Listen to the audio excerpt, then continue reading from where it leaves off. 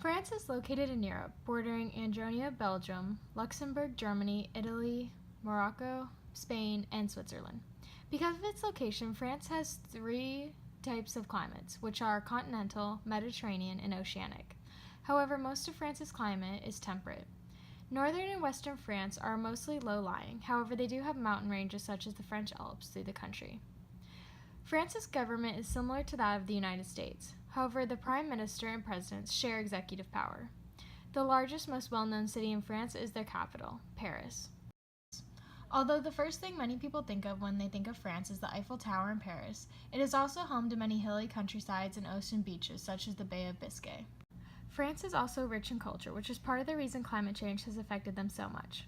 Many people have already seen France's large riots about taxation and what they are willing to do to mitigate climate change. France has tried to work towards cutting back emissions by raising the price of gas to $7 per gallon.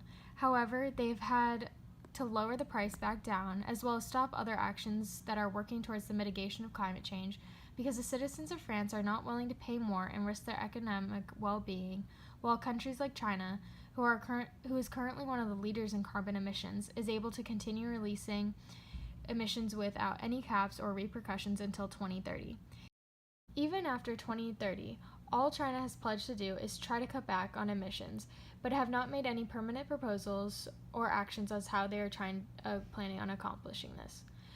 The problem we often run into as far as climate change negotiations among countries is the fact that no country wants to risk their economic standing if they do not feel that other countries are giving up as much as they are. As I stated before, France is home to a rich culture rooted deep in local tradition, which has been passed down over generations. Because of this, a large part of their national pride comes from traditions such as their strong love for wines and local delicacies. Unfortunately, this is where France is feeling the largest impact of climate change. The climate zones have changed in the past few years, creating more intense heat waves, more precipitation in the northern regions of France, and sudden decrease in the amount of precipitation in the southern regions. Obviously, all of these changes in the climate have had a negative impact on the crops in France, with the main repercussions being seen in the grape and wine industry. Workers on the vineyards have had to adapt the way they grow grapes from how much sun they receive, the water filtration, and how early picking season is. Even with the farmers changing their methods that they've had for generations, the grapes being grown are starting to taste different depending on the region. This might not seem like a big deal, but for a culture raised around their signature wine, it bothers people if the wine tastes sweeter or more bitter than it had their entire time growing up. The issue with these grapes is not only the change in flavor, but also the reduced longevity due to earlier rotting. Another issue that France has been facing due to climate change is the melting of ice and permafrost in the French Alps. One of the impacts of this is the positive feedback loop created from the decreasing amount of ice.